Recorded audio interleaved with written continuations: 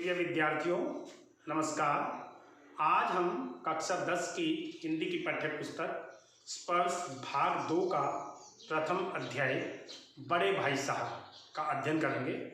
तो ये जो बड़े भाई साहब कहानी है ये प्रेमचंद जी द्वारा लिखी गई है।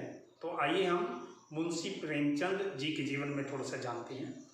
मुंशी प्रेमचंद जी का जन्म 31 जुलाई सन 1880 को बनारस के नज़दीक लम्ही नामक गांव में हुआ था।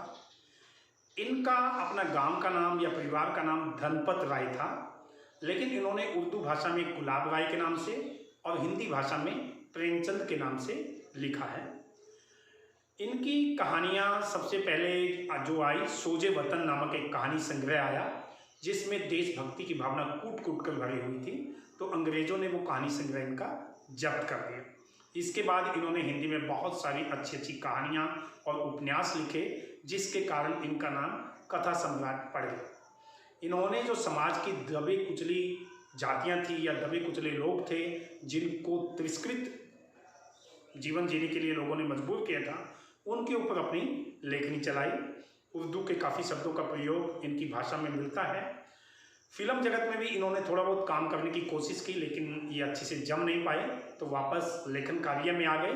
लेकिन इनकी कहानियों पर, उपन्यासों पर कई अच्छी अच्छी फिल्में भी बनी। तो आज का जो हमारा पाठ है बड़े भाई साहब, ये बड़ा ही अच्छा पाठ है।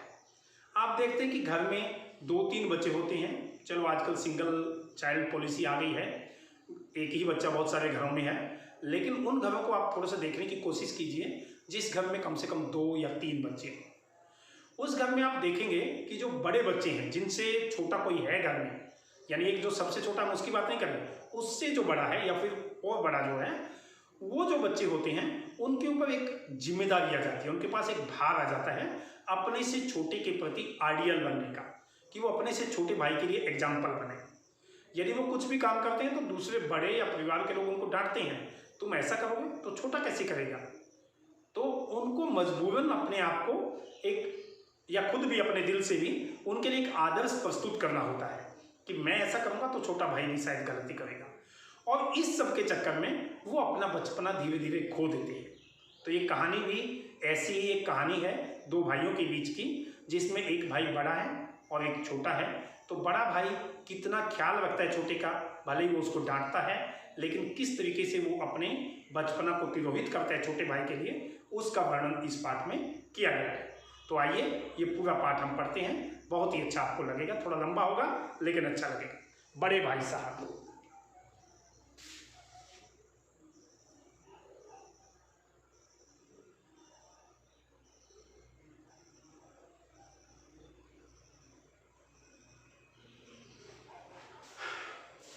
बड़े भाई साहब प्रेमचंद। मेरे भाई साहब मुझसे 5 साल बड़े, लेकिन केवल 3 दर्जे आगे। दर्जे मतलब श्रेणी, क्लास की उम्र में 5 साल बड़े हैं, लेकिन क्लास में सिर्फ 3 क्लास आगे हैं मेरे से। उन्होंने भी उसी उम्र में पढ़ना शुरू किया था जब मैंने शुरू किया, लेकिन तालीम जैसे महत्व के मामले में वह जल्दबाजी से काम लेना पसंद न करते थे। लेखक की व्यंग्यात्मक शैली है। तालीम कहते हैं शिक्षा को, कि शिक्षा जैसे इंपॉर्टेंट काम को जल्दी में नहीं करना चाहते थे। इस भवन की बुनियाद खूब मजबूत डालना चाहते थे। बुनियाद कहते हैं नींव को, कि इस घर की फाउंडेशन को अच्छी मजबूत डालना चाहते थे, जिस पर आलीशान महल बन सके। आलीशान मतलब ऐशो आराम वाला, सुंदर, मजबूत, टिकाऊ महल बन सके। कहने का भाव है कि वो एजुकेशन अच्छे ढंग से लेना चाहते थे। लेकिन ये लेखक के व्यंग्यात्मक तरीका है, जबकि वो फेल हो रहे थे क्लास में कई बार।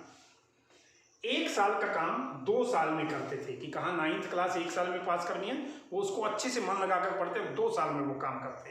यानी लेखक का व्यंग है कि वो फेल हो जाते उस क्लास में। कभी कभी 3 साल भी लगा जाते थे।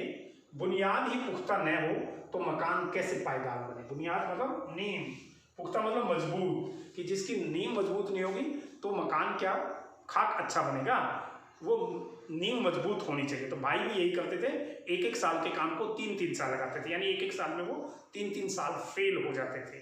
ये लेखक ने भी यहाँ पे व्यंग्य किया है। मैं छोटा था, वह बड़े थे। मेरी उम्र 9 साल की थी, वह 14 साल के थे। उन्हें मेरी तंबी और निगरानी का पूरा और जन्मसिद्ध अधिकार था। तंबीह कहते हैं डांट डपट करना, छोटे को डांटना। निगरानी मतलब देखरेख करना, कि उनको पूरा अधिकार था क्योंकि बड़े थे, वो मुझे डांट भी सकते थे और मेरा ख्याल भी रख सकते थे।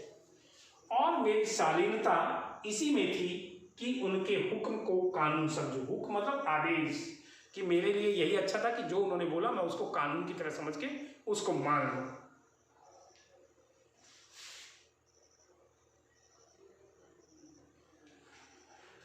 वह स्वभाव से बड़े अध्ययनशील थे। अध्ययनशील मतलब पढ़ने वाले, देखने में लगता है कि खूब पढ़ते हैं अच्छे से। हरदम किताब खोले बैठे रहते और शायद दिमाग को आराम देने के लिए कभी कभी कॉपी पर किताब के हाशियों, हाशिया कहते हैं ये साइड की जगह, इसको हाशिया कहते हैं, पर चिड़ियों, कुत्तों, बिल्लियों की तस्वीरें बनाया करते थे। कि वो कितना पढ़ते थे इस बात से पता चल रहा है। कभी कभी एक ही नाम या शब्द या वाक्य 10-20 बार लिख डालते। कभी एक शेर को बार बार सुंदर अक्षरों में नकल करते, कभी ऐसी शब्द रचना करते, मतलब ऐसे शब्द लिखते जिसमें न कोई अर्थ होता न कोई सामंजस्य। सामंजस्य मतलब तालमेल, कि जो लिखा है उसमें तालमेल होना चाहिए, वो समझ में आना चाहिए, शब्द एक दूसरे से जुड़े होने चाहिए। उनकी लिखे हुए में ऐसा कुछ नहीं होता था। मसलन कहते हैं उदाहरण के तौर पर, फॉर एग्जाम्पल, एक बार उनकी कॉपी पर मैंने यह इबारत देखी। इबारत मतलब लेख, राइटिंग। इबारत का मतलब लेख। स्पेशल, अमीना, भाइयों भाइयों, दरअसल, भाई भाई, राधेश्याम, श्रीयुत, राधेश्याम, श्रीयुत मतलब श्रीमान, 1 घंटे तक। इसके बाद एक आदमी का चेहरा बना हुआ था। मतलब ये सब बातें लिखी हुई थी जिसमें कोई तारतम्य नहीं है, कोई मीनिंग नहीं है, बस वो ऐसे बैठे बैठे टाइम पास करते हैं। दिखाने के लिए ऐसा लगता पढ़ रहे हैं, लेकिन एक्चुअल में वो पढ़ते नहीं थे, कहने का मतलब है। मैंने बहुत चेष्टा की, चेष्टा मतलब कोशिश, कि इस पहेली का कोई अर्थ निकालो। पहेली मतलब अनबूझ कोई कहावत, कि कोई उसका मीनिंग निकालो। मेरे लिए वो अनबूझ चीज थी, लेकिन असफल रहा कि मैं उसका कोई मीनिंग नहीं निकाल पाया। और उनसे पूछने का साहस नहीं हुआ, और ना मैं उनसे पूछ सक रहा था कि आपने क्या लिखा। वह 9वीं जमात में थे, जमात मतलब कक्षा, मैं 5वीं में। उनकी रचनाओं को समझना मेरे लिए छोटा मुंह बड़ी बात थी। छोटा मुंह बड़ी बात एक मुहावरा है कि मतलब कि उस योग्य ना होना, कहने का मतलब है वो काम कैसे मैं करूं जब मैं उसके योग्य नहीं था, मैं कैसे उनसे पूछूं, मेरी समझ में आने वाली वो बात नहीं थी।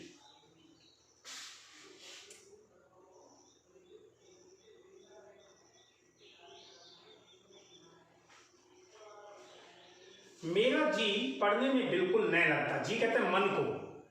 1 घंटा भी किताब लेकर बैठना पहाड़ था। पहाड़ मतलब मेरे लिए मुश्किल था। मौका पाते ही हॉस्टल से निकलकर मैदान में आ जाता और कभी कंकरियां उछालता, कभी कागज की तितलियां उड़ाता, कभी कहीं कोई साथी मिल गया तो पूछना ही क्या।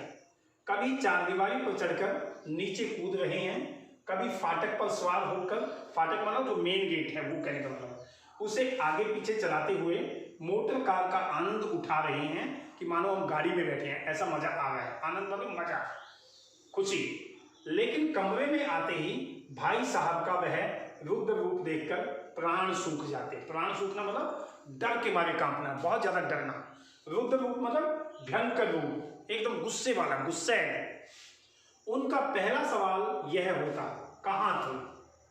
हमेशा यही सवाल इसी ध्वनि में हमेशा पूछा जाता कि एक रोबदार ध्वनि में पूछते कहाँ थे, और इसका जवाब मेरे पास केवल मौन था, कि मैं चुपचाप रहता, मैं कोई जवाब नहीं देता। मौन का मतलब चुपचाप रहना। न जाने मेरे मुंह से यह बात क्यों न निकलती कि जरा बाहर खेल रहा था। मेरा मौन कह देता कि मुझे अपना अपराध स्वीकार है। अपराध मतलब जो मैंने गलत काम किया है, कि मैं उसको स्वीकार कर देता, चुप रह के। और भाई साहब के लिए उसके सिवा और कोई इलाज न था कि स्नेह और रोष से मिले हुए शब्दों से मेरा सत्कार करें। सत्कार मतलब आदर, ये व्यंग्यात्मक लिखा है आदर यहाँ पे। स्नेह मतलब प्रेम, रोष मतलब गुस्सा, कि गुस्सा और प्रेम से मिले हुए शब्दों से वो मेरा आदर करते। कहने का मतलब है कि वो मुझे गुस्से और प्रेम में डांट पिलाते। क्या डांट पिलाते? लंबी चौड़ी डांट लेखक ने यहाँ पे दी है। तो पढ़िए, इस तरह अंग्रेजी पढ़ोगे तो जिंदगी भर पढ़ते रहोगे और एक हर्फ न आएगा। हर्फ मतलब अक्षर, भाई की डांट है पूरी जो लिखी हुई है। अंग्रेजी पढ़ना कोई हंसी खेल नहीं है कि जो चाहे पढ़ ले। नहीं, ऐरा गैरा नत्थु खैरा सभी अंग्रेजी के विद्वान हो जाते। कि यदि अंग्रेजी पढ़ना इतना आसान होता कि कोई भी पढ़ लेता। ऐरा गैरा नत्थु खैरा मतलब कोई भी आम आदमी, कहने का मतलब है। विद्वान मतलब उसका एक्सपर्ट होना। यहाँ रात दिन आंखें फोड़नी पड़ती है। अंग्रेजी पढ़ने के लिए बहुत मेहनत करनी पड़ती है, कहने का मतलब है। रात दिन पढ़ना पड़ता है और खून जलाना पड़ता है, तब कहीं विद्या आती है। विद्या मतलब एजुकेशन। और आती क्या है? हाँ, कहने को आ जाती है। बड़े बड़े विद्वान भी शुद्ध अंग्रेजी नहीं लिख सकते। वो कहते हैं कि बड़ा भाई छोटे को डांट रहे हैं कि बड़े बड़े विद्वान भी नहीं लिख पाते सही अंग्रेजी।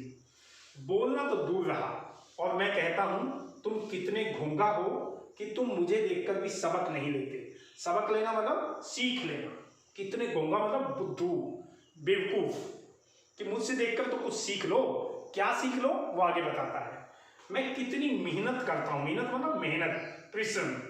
यह तुम अपनी आंखों से देखते हो। अगर नहीं देखते तो यह तुम्हारी आंखों का कसूर है। कसूर मतलब गलती। क्या मुझे देखो, मैं दिन रात बैठे बैठे पढ़ता रहता हूं। तुम्हारी बुद्धि का कसूर है कि तुम्हारी दिमाग का ये फॉल्ट है। इतने मेले तमाशे होते हैं, मुझे तुमने कभी देखने जाते देखा है? कि मैं कभी मेले में या तमाशा देखने, जो खेल होते हैं मदारी लोग करते हैं, वो कहीं देखने जाता हूँ? वो बोलता है मैं कहीं नहीं जाता। रोज ही क्रिकेट और हॉकी मैच होते हैं, मैं पास नहीं फटकता, कि मैं उनके नजदीक भी नहीं जाता। हमेशा पढ़ता रहता हूँ। उस पर भी एक एक दर्जे में 2-2, 3-3 साल पढ़ा रहता हूँ। कि मैं कहीं नहीं जाता, कुछ भी ऐसा काम नहीं करता, लेकिन बावजूद इसके एक क्लास में 2-2, 3-3 साल तक रहता हूँ। फिर भी तुम कैसे आशा करते हो कि तुम यूं खेल कूद में वक्त गंवाकर पास हो जाओगे? वो कहते हैं कि कैसे हो सकते हो कि ऐसा खेल कूद कर पास होंगे।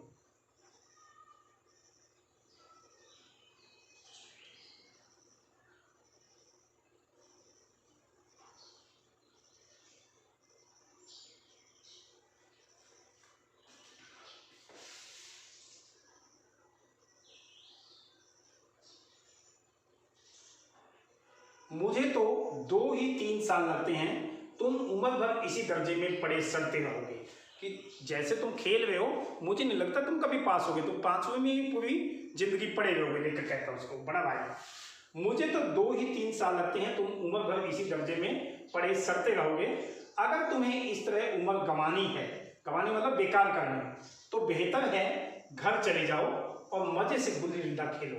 कि उससे बढ़िया कि आप घर चले जाओ, खेलो भूख दबा के। दादा की गाड़ी कमाई के रुपए क्यों बर्बाद करते हो? गाड़ी कमाई मतलब जो परिश्रम से कमाए गए हैं, मेहनत से कमाए गए हैं, कि उसके पैसे क्यों बर्बाद करते हो? घर चले जाओ खेलना है तो। वो उसको लताड़ता। मैं यह लताड़ सुनकर आंसू बहाने लगता। लताड़ मतलब डांट डपट, जो उसका वो अपमान करता, वो रोने लगता लेकर। जवाब ही क्या था? अपराध तो मैंने किया। अपराध मतलब गलती। लताड़ कौन सही? इसलिए अपमान या डांट डपट कौन सहेगा? वो भी मुझे सहनी पड़ेगी। भाई साहब उपदेश की कला में निपुण थे। कि वो ऐसे लेक्चर देते, उपदेश मतलब लेक्चर, ऐसी बात बताते कि उसमें वो एक्सपर्ट थे। उनकी बातों का कोई बराबरी नहीं कर सकता था। ऐसी ऐसी लगती बातें कहते, लगती मतलब जो दिल को छू ले। ऐसे ऐसे सुक्ति बाण चलाते। सुक्ति बाण मतलब व्यंग्य की भरी बातें। सुक्ति बाण मतलब कहावत या लोकोक्ति जिसमें शामिल करके व्यंग्य किया गया हो, उसको सुक्ति बाण कहेंगे। कि मेरे जिगर के टुकड़े हो जाते। जिगर मतलब हार्ट, दिल, और हिम्मत टूट जाती कि मैं साहस खो बैठा। इस तरह जान तोड़कर मेहनत करने की कोशिश मैं अपने में न पाता था। कि जितना भाई कोशिश करते हैं पढ़ने के लिए, उतना मैं नहीं कर पाता था। मैं अपने अंदर उतना साहस नहीं जुटा पाता था। और उस निराशा में जरा देर के लिए मैं सोचने लगता, क्यों न घर चला जाऊं। जो काम मेरे बूते के बाहर है, बूते मतलब बस के, कंट्रोल के, उसमें हाथ डालकर क्यों अपनी जिंदगी खराब करूं। मुझे अपना मूर्ख रहना मंजूर था, लेकिन उतनी मेहनत से मुझे तो चक्कर आ जाता था। कि मैं मूर्ख रहूंगा ये मुझे स्वीकार था, लेकिन इतनी मेहनत नहीं कर पाऊंगा जितनी दादा करते थे, बड़े भाई करते थे। लेकिन घंटे 2 घंटे के बाद निराशा के बादल फट जाते। कि मैं कुछ देर उदास रहता, फिर उसके बाद वो उदासी को मैं भूल जाता। और मैं इरादा करता कि आगे से खूब जी लगाकर पढ़ूंगा। इरादा मतलब मन में सोचता, कि मन में डिसाइड करता कि खूब मेहनत करूंगा। चटपट एक टाइम टेबल बना डालता, बिना पहले से नक्शा बनाए कोई और स्कीम तैयार किए काम कैसे शुरू करूं, कि मैं एक टाइम टेबल बनाता। जब तक आप स्कीम नहीं बनाएंगे, एक नक्शा नहीं बनाएंगे कि कैसे काम करना है, तो काम शुरू नहीं हो सकता। तो उसके लिए मैं टाइम टेबल बनाता। कैसे बनाता, लेके कहते हैं टाइम टेबल में खेल कूद की मद बिल्कुल उड़ जाती। मद मतलब वो चीज सामान होता है वैसे मद, तो यानी उस टाइम टेबल में मैं खेल कूद के लिए कोई समय नहीं रखता। प्रातःकाल 6 बजे उठना, उसका टाइम टेबल कैसा होता है बता रहा है वो। मुंह हाथ धो, नाश्ता कर यानी ब्रेकफास्ट, नाश्ता मीन्स पढ़ने जाना। 6 से 8 तक अंग्रेजी, 8 से 9 तक हिसाब, हिसाब का मतलब है गणित।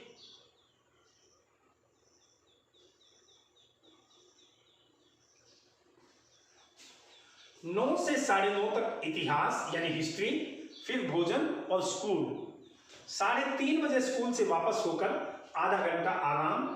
4 से 5 तक भूगोल यानी जियोग्राफी, 5 से 6 तक ग्रामर यानी व्याकरण। आधा घंटा हॉस्टल के सामने ही टहलना, चहलकदमी करना, सैर करना। 6:30 से 7 तक अंग्रेजी कंपोजिशन यानी अंग्रेजी के सेंटेंस वगैरह बनाने। फिर भोजन करके 8 से 9 तक अनुवाद यानी ट्रांसलेशन, एक लैंग्वेज से दूसरी लैंग्वेज में ट्रांसलेट करना। 9 से 10 तक हिंदी और 10 से 11 तक विविध विषय। विविध मतलब अनेक जो सब्जेक्ट बचे, जो अलग अलग सब्जेक्ट बाकी बच गए जो ऊपर कवर नहीं हुए। फिर विश्राम, वो कहते हैं कि उसके बाद मैं रेस्ट करूंगा। मैं ऐसा टाइम टेबल बनाता, लेखक कहता है। मगर टाइम टेबल बना लेना एक बात है और उस पर अमल करना दूसरी बात। अमल करना मतलब उसको प्रयोग में लाना, कि बना लेना एक अलग बात है, लेकिन उसको प्रयोग में लाना बहुत मुश्किल है, प्रैक्टिकली वो काम करना। पहले ही दिन उसकी अवहेलना शुरू हो जाती। अवहेलना मतलब उस नियम को ना मानना, उस नियम को स्वीकार ना करना जो टाइम टेबल में था। 9 बजे लिखा है मैथ पढ़ूंगा, लेकिन नहीं, चलो थोड़ी देर खेल लेता हूँ, बाद में पढ़ता हूँ, ऐसा करना, उसको अवहेलना बोलेंगे। मैदान की वह सुखद हरियाली, कि जो हरा हरा मैदान था सुख देने वाला, वो हवा के हल्के हल्के झोंके, फुटबॉल की वह उछल कूद, कबड्डी की वह दांव घात, वॉलीबॉल की वह तेजी और फुर्ती मुझे अज्ञात और अनिवार्य रूप से खींच ले जाती। कि मैदान के जो अलग अलग खेल थे, हरियाली थी, वहाँ बैठने में जो सुख मिलता था, वो मुझे अपनी साइड खींच लेती अनिवार्य रूप से। अनिवार्य मतलब कंपल्सरी, अज्ञात मतलब जिसका मुझे पता ही नहीं था कि वो कैसे खींचती है वो चीज़। और वहाँ जाते ही मैं सब कुछ भूल जाता। वह जानलेवा टाइम टेबल, वह आंख फोड़ पुस्तकें कि जिनको पढ़ पढ़ के मेरी आंखें फूट जाएंगी या फूट गई, किसी की याद न रहती। और भाई साहब की नसीहत, नसीहत मतलब अच्छी शिक्षा देना, जो वो मुझे समझाते वो बातें। और फजीहत मतलब अपमान करना, डांटना का अवसर मिल जाता। कि मुझे कुछ भी टाइम टेबल का ध्यान नहीं रहता, मैं खूब कबड्डी खेलता, वॉलीबॉल खेलता, और इसी की बदौलत भाई को मुझे नसीहत देने का, समझाने का और फजीहत करने का, मेरा अपमान करने का उसको मौका मिलता। मैं उनके साए से भागता, साए कहते हैं परछाई को, कि मैं उनकी परछाई से भी भागता। मैं उनको दिखना नहीं चाहता था, उनसे दूर रहना चाहता, उनकी आंखों से दूर रहने की चेष्टा करता। चेष्टा मतलब कोशिश। कमरे में इस तरह दबे पाँव आता, दबे पाँव आना मतलब धीमे धीमे आना, कि उन्हें खबर न हो। खबर न हो मतलब उनको पता ना चले। उनकी नज़र मेरी ओर उठी और मेरे प्राण निकले। कि मैं उनसे इतना डरता था कि उन्होंने मेरी ओर देखा और समझो प्राण निकल गए। बहुत डर लगता था क्योंकि मैं उनकी बातों को नहीं मान रहा था। हमेशा सिर पर एक नंगी तलवार सी लटकती मालूम होती। नंगी तलवार लटकना मतलब कब सिर पे गिरेगी, कब जान निकल जाएगी। तो मैं इतना डरता कि भाई कब डांट देंगे, यानी बहुत ज़्यादा डर जाना कहने का भाव है। फिर भी जैसे मौत और विपत्ति के बीच भी आदमी मोह और माया के बंधन में जकड़ा रहता है, मैं फटकार और घुड़कियाँ, फटकार मतलब डांटना, घुड़कियाँ मतलब धमकी देना, खाकर भी खेल कूद का तिरस्कार नहीं कर सकता था। तिरस्कार करना मतलब उसको छोड़ देना, उसकी अवहेलना करना, उसकी ओर ध्यान न देना। कि भले ही मैं कितनी डांट खाता, कितनी घुड़कियाँ खाता, भैया से धमकियाँ खाता, लेकिन मैं खेल का मोह नहीं छोड़ पा रहा था। जैसे इंसान धन संपत्ति मोह माया नहीं छोड़ पाता मरते टाइम में। लेखक कहता है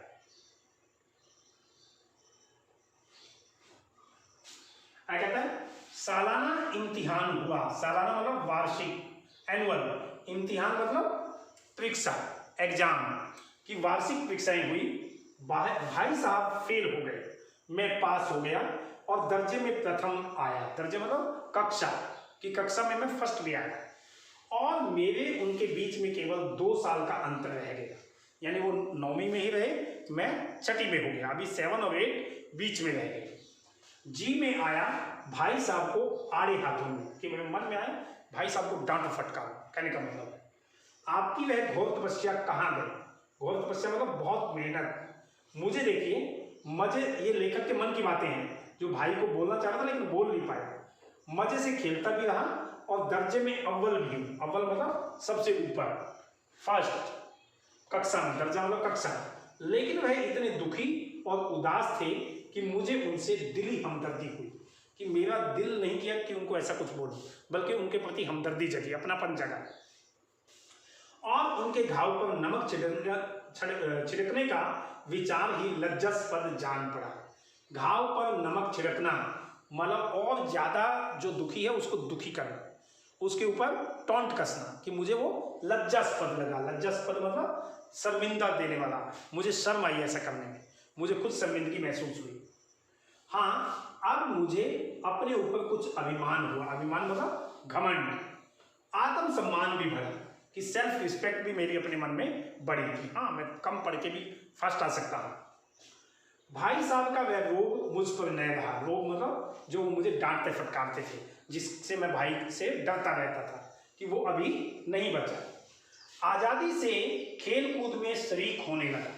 शरीक मतलब होता शामिल होना, कि पहले मैं भैया से डरता था लेकिन अभी तो फर्स्ट आ गया, वो फेल हो गए, तो मुझे आज़ादी मिल गई खेल कूद में शामिल होने की। दिल मजबूत था, अगर उन्होंने फिर मेरी फजीहत की, फजीहत मतलब अपमान किया, डांटा फटकारा, तो साफ कह दूंगा आपने अपना खून जलाकर कौन सा तीर मार लिया, कि क्या कर दिया आपने इतनी मेहनत करके। मैं उनको बोल दूंगा।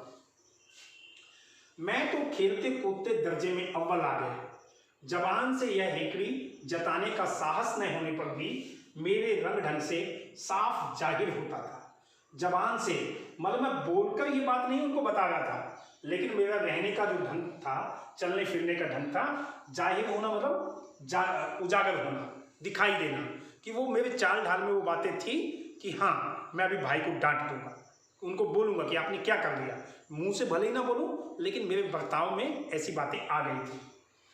होता था कि भाई साहब का वह आतंक मुझ पर नहीं था। आतंक मतलब वही डर, रोग। भाई साहब ने इसे भांप लिया।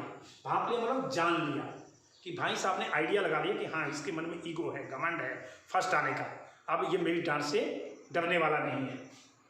उनकी सहज बुद्धि बड़ी तीव्र थी। तीव्र मतलब तेज। और एक दिन जब मैं भोर का सारा समय गुल्ली डंडे की भेंट करके ठीक भोजन के समय लौटा। भोर मतलब कहते हैं सुबह, कि सुबह सुबह निकला तो गुल्ली डंडा खेलने के लिए, पूरा टाइम उसको भेंट कर दिया, दे दिया, और भोजन के टाइम, खाने के टाइम आया तो भाई साहब ने मानो तलवार खींच ली। तलवार खींचना मतलब एकदम लड़ाई के लिए तैयार होना। कहने का मतलब है कि वो मुझे डांटने के लिए एकदम गुस्से में बड़े बैठे थे, ये मतलब है उसका कहने का। और मुझ पर टूट पड़े। टूट पड़ना मतलब होता है आक्रमण करना, लेकिन वो आक्रमण नहीं किया, बस अपनी बातों से उसके ऊपर टूट पड़े, डांटा उसको खूब। क्या डांटा, नीचे लिखा गया है, देखता हूं इस साल पास हो गए और दर्जे में अव्वल आ गए, तो तुम्हें दिमाग हो गया, कि ज्यादा दिमाग चल गया तुम्हारा। मगर भाईजान घमंड तो बड़े बड़े का नहीं रहा, कि किसी का भी ईगो नहीं रहता, ईगो जल्दी समाप्त हो जाता। आप ईगो में आ गए हैं। बड़ा भाई बोलता उनको, तुम्हारी क्या हस्ती है। हस्ती मतलब हैसियत। इतिहास में रावण का हाल तो पढ़ा ही होगा। अब वो उनको हिस्ट्री से एग्जाम्पल देता है बड़ा भाई। आपने रावण का नाम सुना है, रावण के बारे में पढ़ा है कभी? उसके चरित्र से तुमने कौन सा उपदेश लिया, कि क्या उसके कैरेक्टर से आपने सीखा, या यूं ही पढ़ गए, या फालतू में उसको पढ़ लिया, कुछ सीखा नहीं रावण के बारे में पढ़ के। महज इम्तिहान पास कर लेना कोई चीज नहीं। महज मतलब केवल, इम्तिहान मतलब परीक्षा, कि केवल परीक्षा पास करना कोई बड़ी बात नहीं है। असल चीज है, असल चीज क्या है,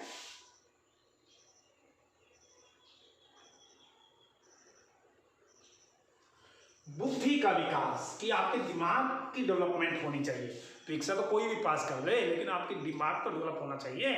वो आपका नहीं हुआ। बड़ा भाई छोटे भाई को बोलता है, जो कुछ पढ़ो उसका अभिप्राय समझो, कि उसका मीनिंग समझो क्या है। रावण भूमंडल का स्वामी था। भूमंडल मतलब पूरी पृथ्वी का। ऐसे राजाओं को चक्रवर्ती कहते हैं, कि हमारे यहाँ ऐसे राजाओं को चक्रवर्ती सम्राट कहा जाता है। आजकल अंग्रेजों के राज्य का विस्तार बहुत बड़ा हुआ है, पर इन्हें चक्रवर्ती नहीं कह सकते। बोला कि भला ही अंग्रेजों ने सब जगह कब्जा कर दिया, लेकिन वो चक्रवर्ती सम्राट नहीं है। रावण चक्रवर्ती सम्राट था। इसी तरीके से आप दर्जे में अव्वल आ गए तो आप बड़े नहीं हो गए, आपकी समझ नहीं बढ़ गई। समझ तो एक्सपीरियंस से बढ़ती है, जो मेरे पास है। कहना वो ये चाहता है। संसार में अनेक राष्ट्र अंग्रेजों का आधिपत्य स्वीकार नहीं करते। आधिपत्य मतलब उनका कब्जा, उनका राज्य है, वो स्वीकार नहीं करते। ऐसे अनेक राष्ट्र हैं, अनेक देश हैं, बिल्कुल स्वाधीन है। स्वाधीन मतलब आजाद। रावण चक्रवर्ती राजा था। संसार के सभी महीप मतलब राजा उसे कर देते थे।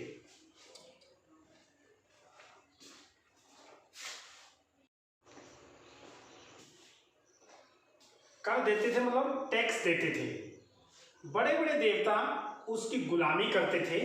गुलामी करना मतलब उनके अधीन होना। और आग पानी के देवता भी उसके दास थे।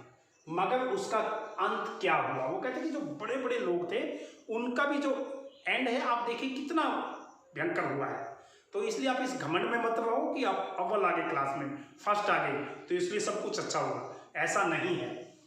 घमंड ने उसका नाम निशान तक मिटा दिया, कि जो अहंकार उसको हुआ उससे वो बर्बाद हो गया। कोई उसे एक चुल्लू पानी देने वाला भी नहीं बचा, कि उसका जो पूरा परिवार था वो नष्ट हो गया, कोई उसको पानी देने वाला भी नहीं बचा। आदमी और जो कुकर्म चाहे करे पर अभिमान न करे। कुकर्म मतलब बुरे काम, कि भले ही कोई बुरे काम करे लेकिन घमंड न करे। इतना ही नहीं, इतराना भी होता है अपने ऊपर घमंड करना। अभिमान किया और दीन दुनिया दोनों से गया। वो कहते हैं कि यदि आपने अपने ऊपर घमंड किया तो समझो दुनिया से चले गया।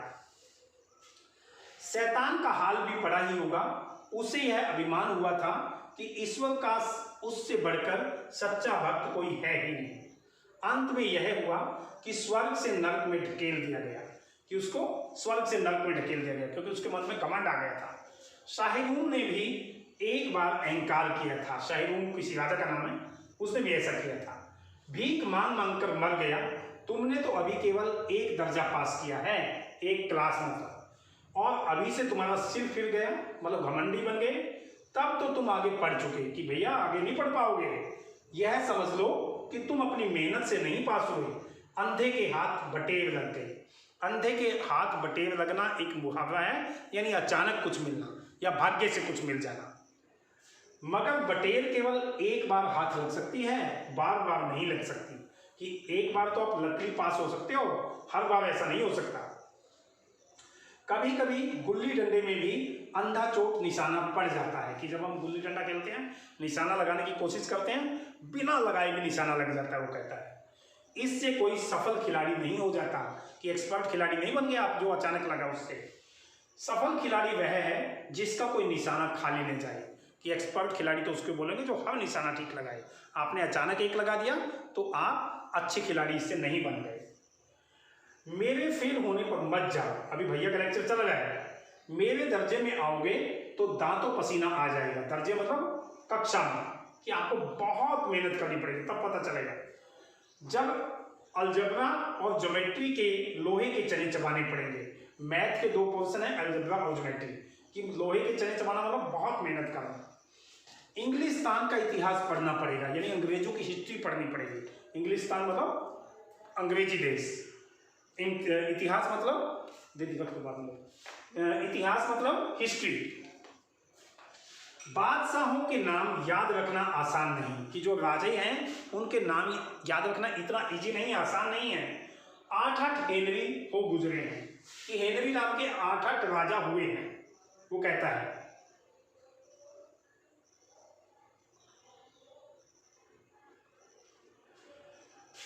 कौन सा कांड किस हेनरी के समय में हुआ, क्या यह याद कर लेना आसान समझते हो, कि पता नहीं किसके समय कौन सी बातें हुई हैं, याद करना बहुत मुश्किल है। हेनरी 7वें की जगह हेनरी 8वें लिखा और सब नंबर का है, सफा चेक, कि यदि एक गलती हुई तो पूरे नंबर कट जाते हैं। वो समझा रहा है उसको। सिर्फ सिफर भी नहीं मिलेगा। सिफर कहते हैं जीरो को, कि जीरो भी नहीं मिलेगा, सिफर भी हो। किस ख्याल में दर्जनों तो जेम्स हुए हैं, दर्जनों विलियम्स, कोड़ियों चार्ल्स। दर्जन कहते हैं 12 को, कोड़ियों कहते हैं 20 को, कि 20 और चालस नाम के राजा हुए हैं। दिमाग चक्कर खाने लगता है, आंधी रोग हो जाता है, अंधे हो जाते हैं पढ़ पढ़ के, वो कहता है। इन अभागों के नाम भी नहीं जुड़ते थे, कि कैसे बात है, इनको नाम भी नहीं आते थे, एक ही नाम के दर्जनों नाम आ गए, एक ही टाइप के 20 नाम रख लिए इन्होंने अपने, चालस चालस चालस। एक ही नाम के पीछे दोयम, सोयम, चारम, पंचम, यानी प्रथम, द्वितीय, तृतीय लगाते गए वो लोग। मुझसे पूछते तो 10 लाख नाम बता देता। लेखक कहता है, या बड़ा भाई, कि मुझसे पूछते आप कि मैं उनको 10 लाख नाम गिनवा देता, एक ही जैसे नाम रखने की आवश्यकता क्या थी उनको।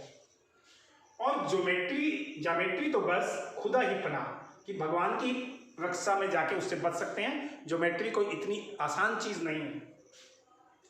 ए बे जय की जगह ए जय बे लिख दिया तो सारे नंबर कट गए, यानी उल्टा पुल्टा लिख दिया उनका पॉइंट का नाम, जैसे ABCD लिखते हैं, ACB कर दिया तो कहते हैं पूरे नंबर कट गए। कोई इन निर्दयी मुमतहीनों से नहीं पूछता कि आखिर ए बे जय और ए जय बे में क्या फर्क है। फर्क मतलब अंतर। मुमतहीन कहते हैं परीक्षक को, एग्जामिनर को, कि क्या अंतर है। कोई उनसे पूछे तो एक लेटर आगे पीछे करने से क्या हो गया उससे, वो कहता है। और व्यर्थ की बात के लिए क्यों छात्रों का खून करते हो। छात्रों का खून करना मतलब उनके ऊपर निर्दयता दिखाना, क्यों उनके मार्क्स काटते हो, उनके प्रति थोड़ी दया दिखाओ, ये कहता है। दाल भात रोटी खाई या भात दाल रोटी खाई, इसमें क्या रखा है। मगर इन परीक्षकों को क्या परवाह, कि इनको कोई चिंता नहीं है, वह तो वही देखते हैं जो पुस्तक में लिखा है। चाहते हैं कि लड़के अक्सर अक्सर रट डालें, और इसी रटंत का नाम शिक्षा रख छोड़ा है। भाई का लेक्चर चल रहा है छोटे भाई के लिए। और आखिर इन बेसिक पैर की बातों के पढ़ने से क्या फायदा, कि क्या लाभ होना है बिना सिर पैर की बातों का, जिसका कोई तुक ही नहीं है। ऐसी बातें पढ़ के क्या मतलब है, वो कहता है। इस रेखा पर वह लंब गिरा दो। रेखा कहते हैं लाइन को, लंब गिराना ऊपर से जो हम गिराते हैं वो, तो आधार लंब से दुगना होगा, कि जो बेस है वो ऊपर वाले से जो हॉरिजॉन्टल हमने गिराया है उससे डबल हो जाएगा। पूछिए इससे क्या प्रयोजन, कि इससे क्या लाभ है, क्या मिलेगा हमें ये सब पढ़ा के। बड़ा भाई कहता है दुगना नहीं चौगुना हो जाए, कि 4 टाइम्स हो जाए, या आधा ही रहे मेरी बला से, मेरा क्या जा रहा है, चाहे वो दुगना छोड़ो 4 गुना हो जाओ, मुझे कोई लेना देना नहीं। लेकिन परीक्षा में पास होना है तो यह सब खुरापात याद करनी पड़ेगी। खुरापात मतलब उल्टी पुल्टी बातें जो है, उल्टी पुल्टी चीजें जो है, यानी बड़े भाई के मुताबिक शिक्षा में बेतुकी बातें बहुत ज्यादा हैं। वो ये कहना चाह रहा है कि इतना आसान नहीं है इनको याद करना। छोटे भाई को वो लेक्चर दे रहा है।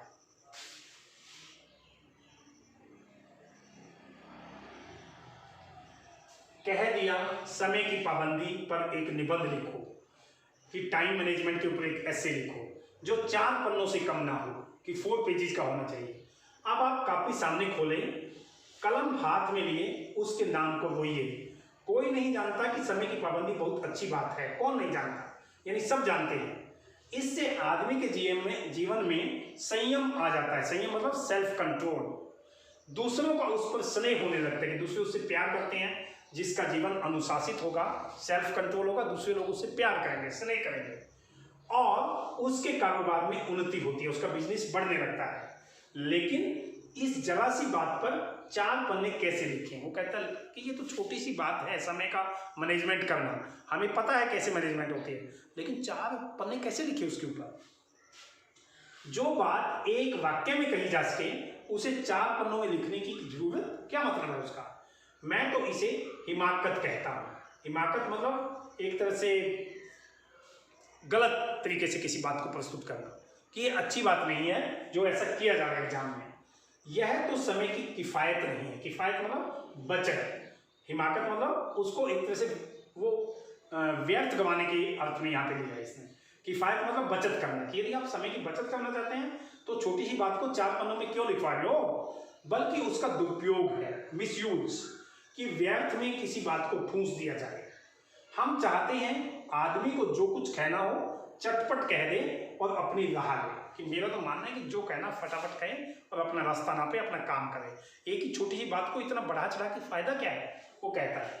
मगर नहीं, आपको 4 पन्ने रंगने पड़ेंगे, जो हमारी शिक्षा व्यवस्था उसके ऊपर रंगे, चाहे जैसे लिखिए, और पन्ने भी पूरे फुल स्केप आकार के। फुल स्केप एक पेपर के आकार का नाम है, कि उस आकार के तो पूरे 4 पेज भरने पड़ेंगे आपको।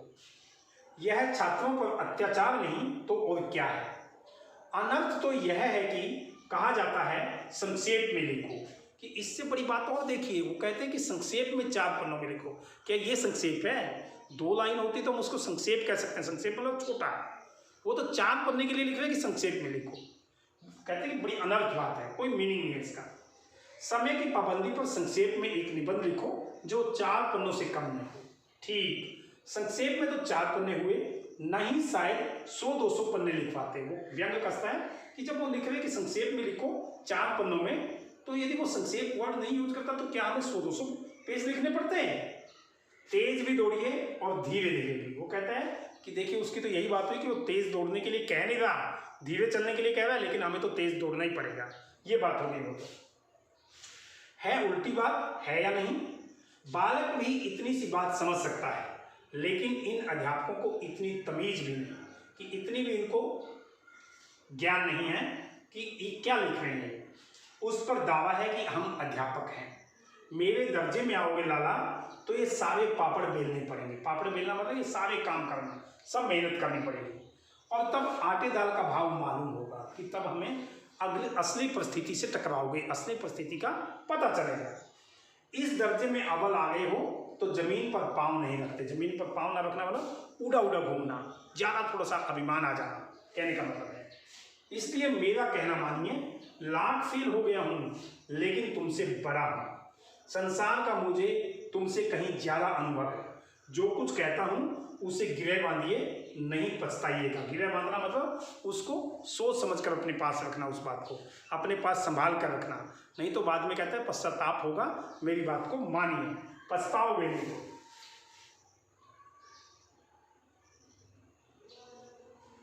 स्कूल का समय निकट था, नहीं ईश्वर जाने यह उपदेश माला कब समाप्त होती। कि स्कूल लगने वाला था इसलिए ये उपदेश भैया का खत्म हो गया, नहीं तो पता नहीं कितना लंबा और लेक्चर होता। लेकर कहता है भोजन आज मुझे निस्वाद सा लग रहा था। निस्वाद मतलब मुझे खाने में टेस्ट नहीं आ रहा था, इतना लंबा लेक्चर भैया ने मुझे दे दिया। जब पास होने पर यह तिरस्कार हो रहा है तो फेल हो जाने पर तो शायद प्राण ही ले लिए जाए। कि मैं पास हो गया, फर्स्ट आ गया, तब भी भैया मुझे इतने अपमानित कर रहे हैं, तो फेल होने पर क्या करते हैं। भाई साहब ने अपने दर्जे की पढ़ाई का जो भयंकर चित्र खींचा था उसने मुझे भयभीत कर दिया। कि अपनी क्लास की पढ़ाई के बारे में जो उसने मुझे बताया विस्तार से, मैं उससे डर गया। स्कूल छोड़कर घर नहीं भागा, यही ताजुब है। कि मैं कैसे स्कूल छोड़ के घर नहीं भागा, मुझे आश्चर्य है। लेकिन इतने तिरस्कार पर भी पुस्तकों में मेरी अरुचि ज्यों की त्यों बनी रही। उसने मुझे इतना ही भला बुरा कहा, अपमानित किया, लेकिन पुस्तकों में अरुचि बनी रही। किताबों के प्रति मैं लगाव नहीं मेरा बना, उनसे दूर ही मैं रहना चाहता था। फिर भी खेल कूद का कोई अवसर हाथ से न जाने देता, मतलब खूब खेलता कूदता, पढ़ता भी मगर बहुत कम। बस इतना कि रोज टास्क पूरा हो जाए। रोज टास्क मतलब डेली का जो होमवर्क है वो पूरा हो जाए, इतना पढ़ता। और दर्जे में जलील न होना पड़े, कि मेरी क्लास में बेइज्जती ना हो कि मैं क्लास में फेल हो गया, या क्लास में टीचर ने कुछ पूछा वो मुझे नहीं आया, बस इतना पढ़ता। मैं कहता है अपने ऊपर जो विश्वास पैदा हुआ था वह फिर लुप्त हो गया। लुप्त होना मतलब समाप्त होगा। कि मुझे अपने ऊपर कॉन्फिडेंस हुआ था, भैया की बातें सुन के तो वो समाप्त हो गया। वो कहता है और फिर चोरों का सा जीवन कटने लगा। कि भैया से मैं फिर बचने लगा, छुप छुप के अपने कमरे में जाने लगा। तो आज हम इस पाठ को यहीं तक रखेंगे, बहुत लंबा है, वीडियो अपलोड होने में दिक्कत आती है। अगला वीडियो में हम बचा हुआ पाठ पढ़ेंगे। ओके, आशा है आपको ये पाठ पसंद आएगा। धन्यवाद।